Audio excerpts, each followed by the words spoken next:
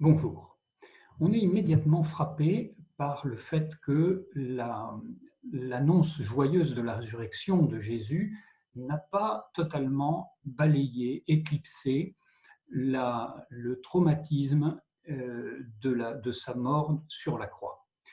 D'abord parce que c'est une mort violente, mais aussi parce que Jésus l'a vécu d'une manière particulière, comme le souligne Leonardo Boff dans Jésus-Christ libérateur. Il a vécu son existence sur la croix, son existence pour les autres jusqu'au bout, même lorsque son expérience de la mort, qui est aussi expérience de l'absence, est devenu sur la croix sensible jusqu'aux limites du désespoir, dit-il. Et en dépit du désastre et de l'échec total, il n'a pas désespéré.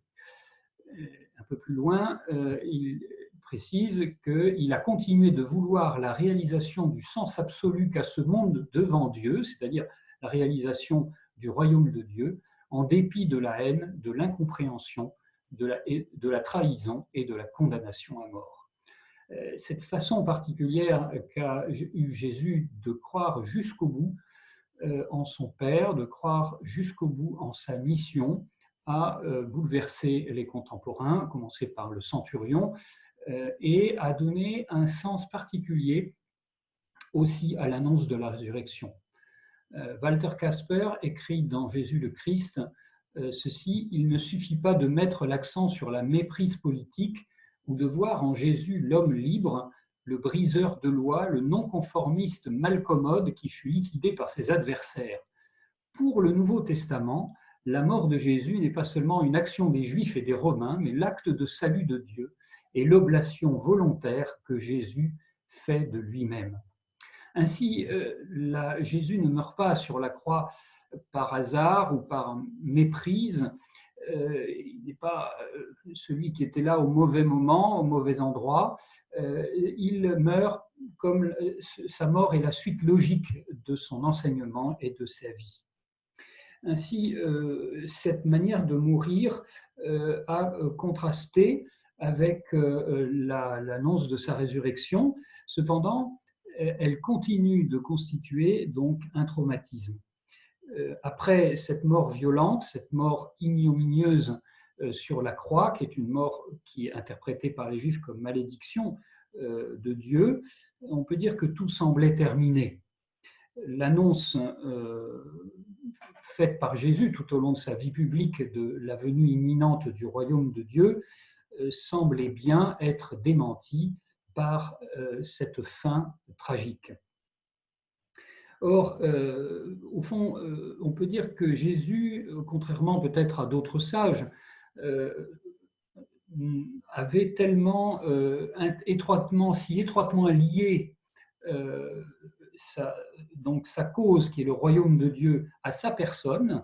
Hein, donc on l'a vu dans la manière dont le royaume de Dieu est intimement lié à la personne de Jésus.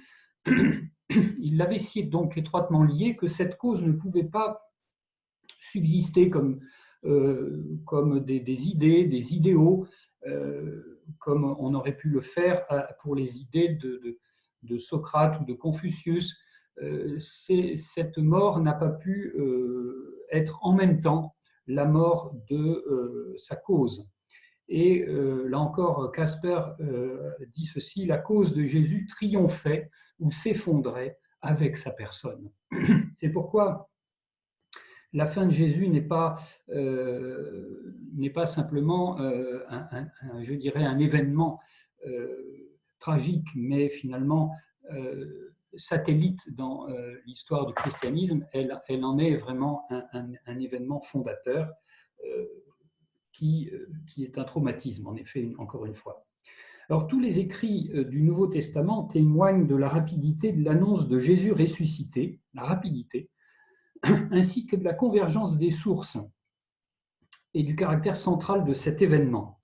L'une des plus anciennes est le chapitre 15 de la première épître aux Corinthiens, qui commence par ces versets: « Avant tout, je vous ai transmis ceci, avant tout, que moi-même j'ai reçu. Le Christ est mort pour nos péchés conformément aux Écritures.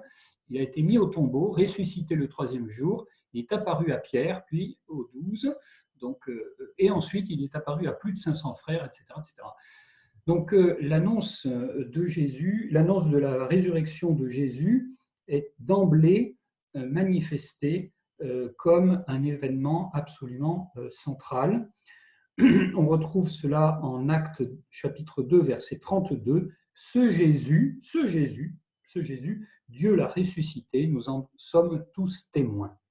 Il y a donc l'affirmation de la continuité du personnage, c'est ce Jésus qui est ressuscité, ce n'est pas un autre personnage plus grand, un peu différent, c'est vraiment ce Jésus, et Dieu l'a ressuscité, nous en sommes tous témoins.